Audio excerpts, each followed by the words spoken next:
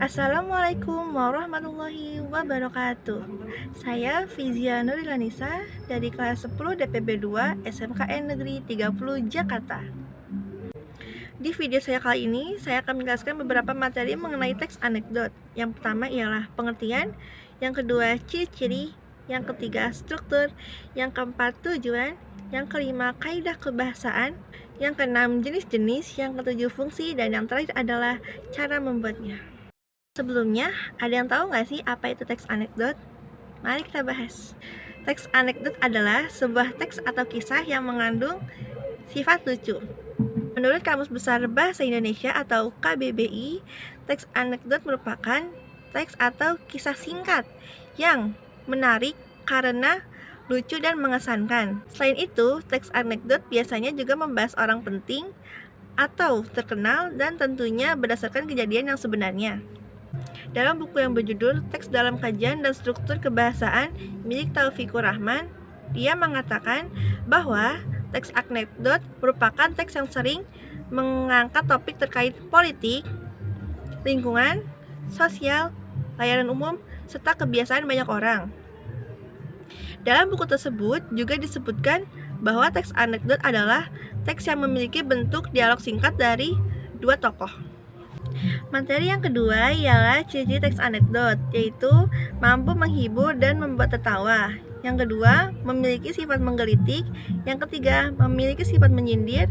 Yang keempat, bisa jadi mengenai orang penting. Kelima, memiliki tujuan tertentu. Yang keenam, kisah cerita yang disajikan biasanya menyerupai dongeng. Ketujuh, menceritakan tentang karakter hewan dan manusia saling terhubung secara umum dan realistis.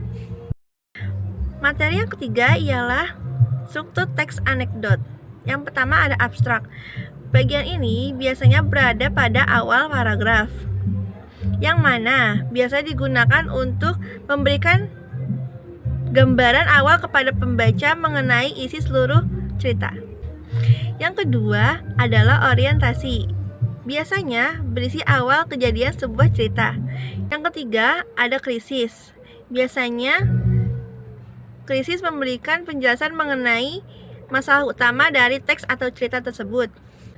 Yang keempat ada reaksi, yang biasanya digunakan untuk menyelesaikan masalah dari isi cerita atau teks tersebut. Yang kelima ada koda, dapat digunakan sebagai penutup dan pemberian pesan dari penulis cerita teks anekdot. Materi yang keempat adalah tujuan teks anekdot. Seorang penulis memiliki 3 tujuan yang ingin disampaikan kepada para pembaca teks anekdot tersebut, yaitu mulai dari membangkitkan tawa pembaca sebagai sarana hiburan dan tentunya sebagai sarana untuk mengkritik. Adanya teks anekdot bisa menjadi alternatif bagi kamu yang ingin menyampaikan kritik kepada seseorang secara lucu dan menghibur. Materi yang kelima adalah kaidah kebahasaan teks anekdot. Yang pertama yaitu menggunakan kata keterangan waktu lampau, yang kedua menggunakan kata penghubung, yang ketiga menggunakan kata kerja, yang keempat menggambarkan urutan peristiwa berdasarkan cerita, yang kelima menggunakan jenis pertanyaan retoris, yaitu kalimat pertanyaan yang tidak mengharuskan untuk dijawab. Baik, materi yang keenam adalah jenis-jenis teks anekdot. Sebenarnya teks anekdot memiliki banyak sekali jenis. Di sini saya hanya mengambil 2 jenis, yaitu berdasarkan sifat peristiwa dan berdasarkan tujuan. Pertama yang akan saya bahas adalah berdasarkan sifat peristiwa. Jenis anekdot berdasarkan sifat peristiwa dibagi menjadi 2, yaitu teks anekdot non-fiksi dan teks anekdot fiksi. Teks anekdot non-fiksi. Teks anekdot non-fiksi adalah anekdot yang menceritakan kejadian atau peristiwa yang sebenarnya dengan tokoh atau latar belakang sebenarnya. Yang kedua adalah anekdot fiksi. Anekdot fiksi merupakan anekdot yang menceritakan kisah fiksi atau khayal. Anekdot ini menggunakan tokoh atau latar rekaan. Selanjutnya, saya akan bahas jenis-jenis teks anekdot berdasarkan tujuan. Jenis-jenis teks anekdot berdasarkan tujuan dibagi menjadi 3, yaitu anekdot kritik, anekdot nasihat, dan anekdot penghibur. Yang pertama adalah anekdot kritik.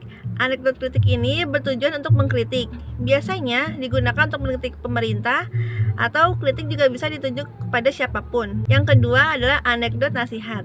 Anekdot nasihat biasanya bertujuan untuk memberi nasihat. Dalam teks anekdot ini biasanya berisi nilai-nilai kehidupan. Yang ketiga adalah anekdot hiburan. Anekdot hiburan ini bertujuan untuk menghibur pembaca atau orang lain. Anekdot ini sering digunakan untuk sekedar berkelakar dan juga bisa digunakan untuk menjalin keakraban antara pembicara dan pendengar atau penulis dan pembaca. Dan yang ketujuh yaitu fungsi-fungsi teks anekdot. Yang pertama adalah fungsi primer, yaitu sebagai sarana ekspresi yang berhubungan dengan ketidakpuasan, kemarahan, kejengkelan, dan lain sebagainya. Yang kedua, fungsi sekunder, yaitu sebagai bahan hiburan, sebagai analogi atau contoh dalam menjelaskan sesuatu hal sebagai penarik perhatian dan sebagainya. Materi ke-8 atau materi terakhir yang akan saya bahas adalah bagaimana cara membuat teks anekdot. Yang pertama, pilihlah topik atau tema yang akan dibahas dalam teks anekdot. Kedua, tentukan tokoh yang ada di dalam teks anekdot. Yang ketiga, pilih atau tentukan suatu peristiwa yang akan dijadikan sebagai latar belakang. Yang keempat, membuat rangkaian peristiwa dalam bentuk alur teks anekdot. Yang kelima, susun kerangka teks anekdot dan kembangkan agar menjadi suatu cerita yang memiliki satu kesatuan. Yang keenam, teks anekdot disunting atau dicek kembali apa yang kurang dan apa yang akan ditambahkan. Baik, kesimpulan dari semua materi yang setelah saya sampaikan adalah meskipun terkesan sebagai teks lucu, teks anekdot juga memiliki banyak pesan moral atau amanat dan kebenaran yang dipercayai banyak orang. Inilah yang membuat teks anekdot memiliki tujuan untuk menghibur seseorang hingga tertawa dan bahagia, walaupun membawa maksud kritikan. Baik, selesai sudah materi yang telah saya sampaikan. Saya harap kalian semua dapat memahami serta dapat mengetahui lebih banyak hal-hal lainnya mengenai teks anekdot. Kurang lebihnya mohon maaf. Wassalamualaikum warahmatullahi wabarakatuh.